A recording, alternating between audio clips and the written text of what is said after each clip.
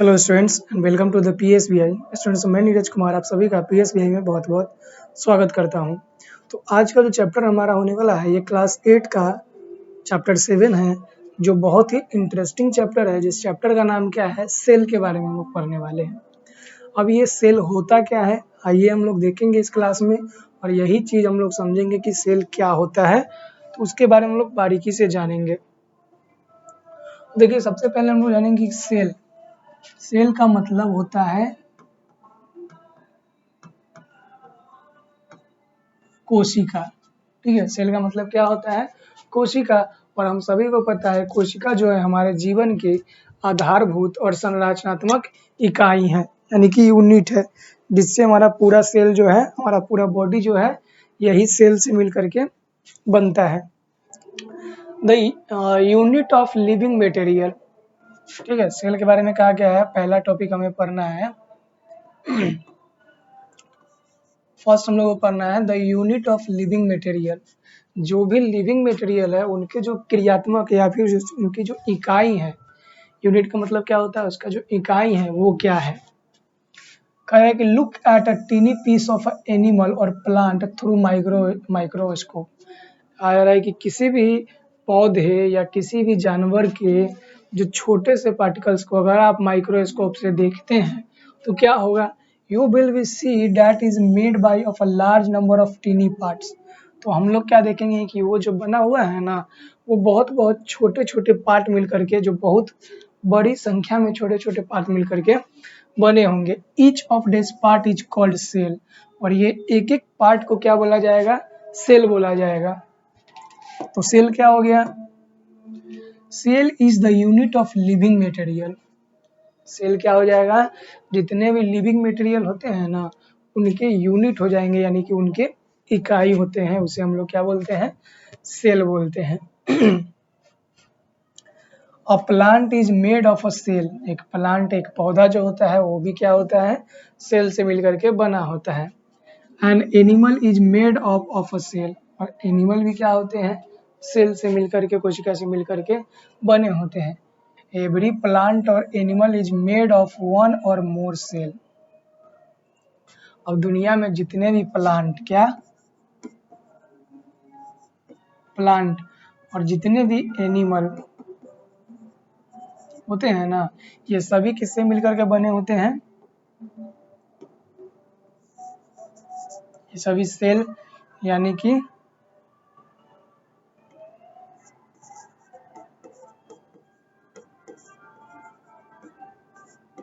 कोशिका से मिलकर के बने होते हैं। ठीक है, अब ये जो कोशिका होते हैं ना, तो बताया गया है कि ये सभी प्लांट और एनिमल बने होते हैं ना, तो ये या तो वन सेलुलर होते हैं, यानी एक कोशिकीय,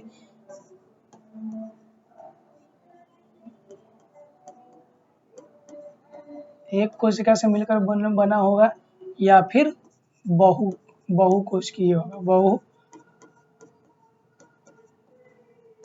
कोशिका से मिलकर के बना होगा। ठीक है, the cell unit may be compared to the bricks with the are use to be build house. मतलब कह रहा है कि सेल जो होता है, कोशिका को हम लोग कंपेयर कर सकते हैं किससे, तो कोशिका को हम लोग कंपेयर कर सकते हैं ब्रिक्स यानी कि ईंटा से। जैसे कि देखिए, जैसे एक एक छोटे छोटे ऐसे ईंट सभी मिल करके क्या होते हैं, एक बहुत बड़े दीवार का निर्माण करता है ना।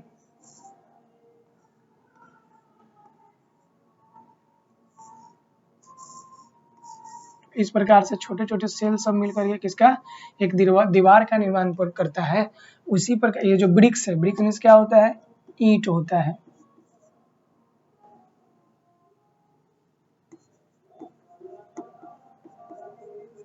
ब्रिक्स, ब्रिक्स मतलब क्या होता है, तो ब्रिक्स का मतलब ईंट होता है।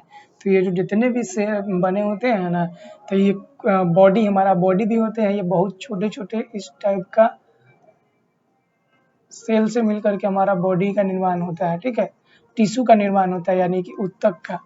तो सेल को हम लोग कंपेयर कर सकते हैं एक ब्रिक्स से। जैसे कि एक बड़े से बिल्डिंग बनाने के लिए ब्रिक्स का इस्तेमाल किया जाता है, उसी प्रकार से हमारा एक बड़ा सा जो बॉडी बनता है, इसे बनाने के लिए सेल को उपयोग में लिया जाता है।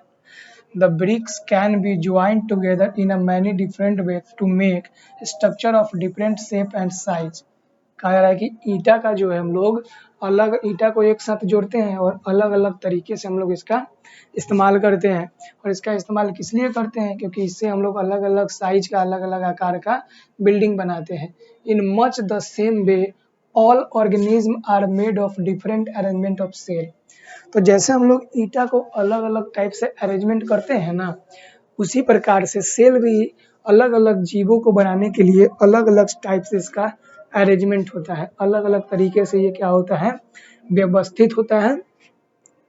और put together cell are the building blocks of living things. मतलब जब बहुत सारे सेल को एक साथ लाएंगे ना, एक साथ में हम जोड़ेंगे तो वो क्या कराएगा, किसी भी लिविंग ऑर्गेनिज्म का बिल्डिंग ब्लॉक्स कहलाएगा। ठीक है, लिविंग ऑर्गेनिज्म का क्या कहलाएगा, बिल्डिंग ब्लॉक्स कहलाएगा।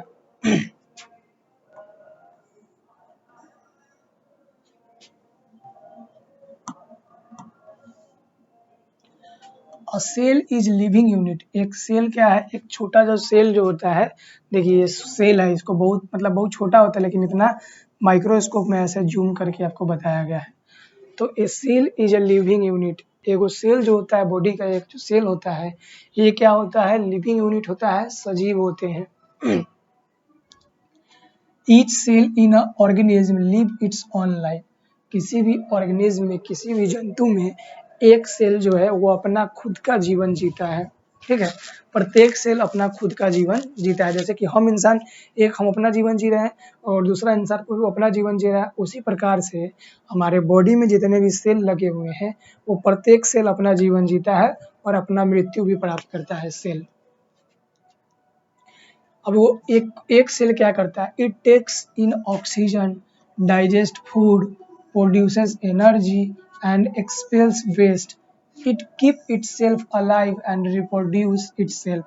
तो एक कोशिका क्या क्या काम कर सकता है, तो एक कोशिका अपने जीवन जीने के लिए ऑक्सीजन लेता है, खाना का पाचन करता है, एनर्जी को प्रोड्यूस करता है, एनर्जी का निर्माण करता है, और उसके अंदर जो भी वेस्ट मटेरियल होते हैं ना, उस वेस्ट मटेरियल को अपने बॉडी से बाहर भी निकालता है, फिर अपने आप को जीवित रखता है और अपने क्या करता है, रिप्रोड्यूस करता है, यानी कि प्रजनन भी एक से जो सेल होता है अपने आप को प्रजनन भी करता है।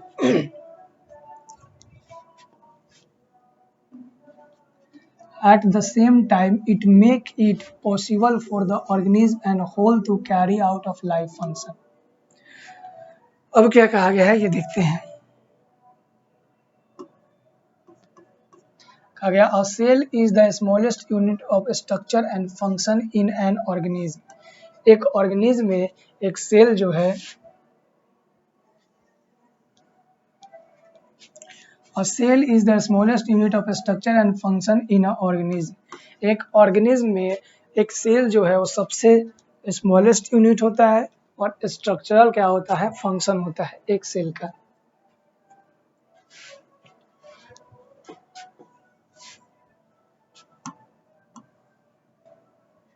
You cannot see most cell with the unaided eye।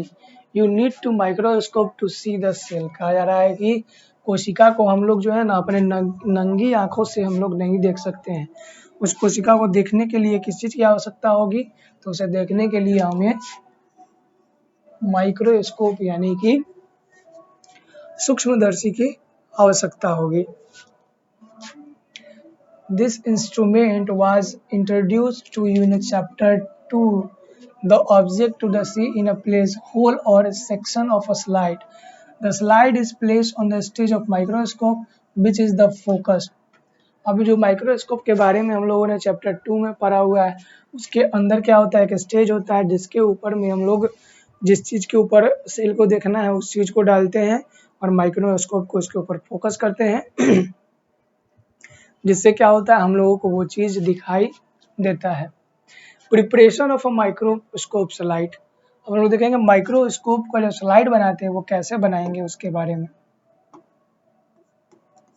Preparation of a microscope slide. A slide is an oblong of a clear glass usually 3 inches by 1 inch 1.2 mm thick। जो माइक्रोस्कोप का स्लाइड जो होता है ना, वो एक clear glass होता है, लगभग 3 इंच और 3 इंच 1 इंच 1.2 mm का थिकनेस उसका होता है उस स्लाइड का। ठीक है, बेसिकली एक ग्लास का इस प्रकार से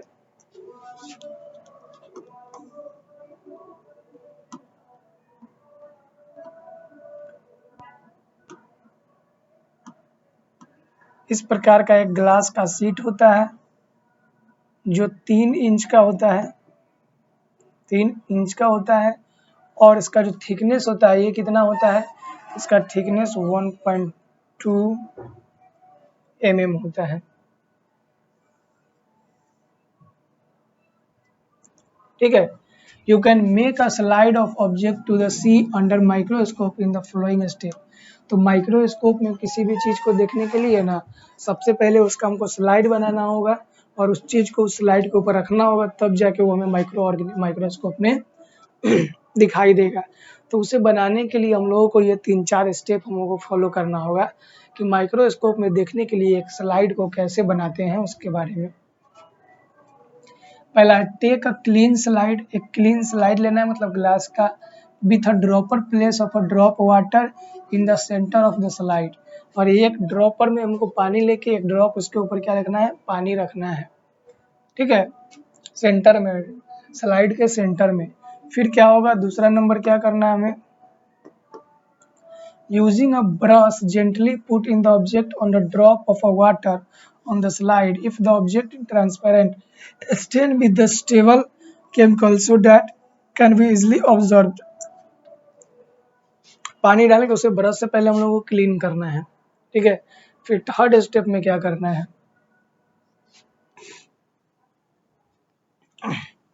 hold a cover slip vertically touch the edge of the water drop। अब एक यहाँ पे कवर स्लिप लेना है और उसे वर्टिकली डाल के उसके एज से वाटर को टच करना है। Gently break down the cover slip on to water, और वाटर के ऊपर से कवर स्लिप को लगाना है। फिर 4 नंबर में क्या करना है, remove any water that may come from under the cover slip with a piece of blotting paper. अब ब्लोटिंग पेपर से उसको क्या करना है, preparation of microscope slide, blotting paper से उसके ऊपर क्या करना है, पीस ऑफ, एक ब्लोटिंग पेपर का पीस इसके ऊपर डाल देना है। उसके बाद the slide is now ready for the view. अब क्या हो जाएगा, हमारा स्लाइड जो है रेडी हो गया, जिसे हम माइक्रोस्कोप के नीचे में डाल सकते हैं। कुछ बातें नोट में हमें बताया गया है, N oblong is a flat shape with our straight slide angles 90 degree one another and other longer than its wide। एक को 90 डिग्री पर रखना है, दूसरे को वाइड एंगल पे हम लोगों को रखना है।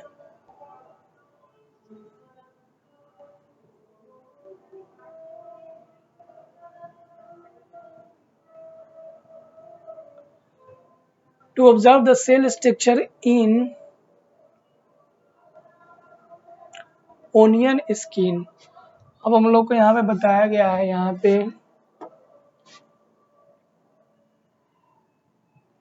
हम लोगों को सेल के बारे में देखना है, वो भी किसके पे, ओनियन स्किन पे देखना है। ठीक है,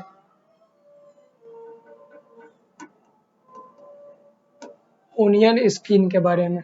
ठीक है, तो आप लोग सेल को ऐसे समझ सकते हैं, ओनियन कैसा होता है, ये प्याज होता है, प्याज होता है ना इस प्रकार से, इसके ऊपर का लेयर हटाते जाएंगे, लेयर हटाते जाएंगे, लेयर निकलते जाएगा। तो उसके एक छोटे से लेयर को लेना है और उस छोटे से लेयर को हम लोग को माइक्रोस्कोप में डालना है।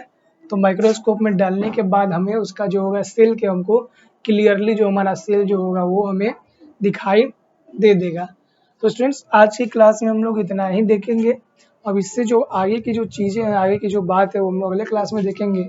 और अगले क्लास में हम लोग क्या देखेंगे, तो अगले क्लास में हम लोग देखेंगे साइज ऑफ अ सेल। क्या देखेंगे, एक सेल का साइज के बारे में देखेंगे, एक सेल के आकार के बारे में देखेंगे कि उसका आकार कैसा होता है। फिर हम लोग शेप ऑफ अ सेल देखेंगे, साइज देखेंगे, साइज के बाद शेप देखेंगे। उसके बाद हम लोग आ जाएंगे फंक्शन ऑफ सेल के बारे में। तो ये सारी चीज़ें हम लोग नेक्स्ट क्लास में कवर करेंगे स्टूडेंट्स।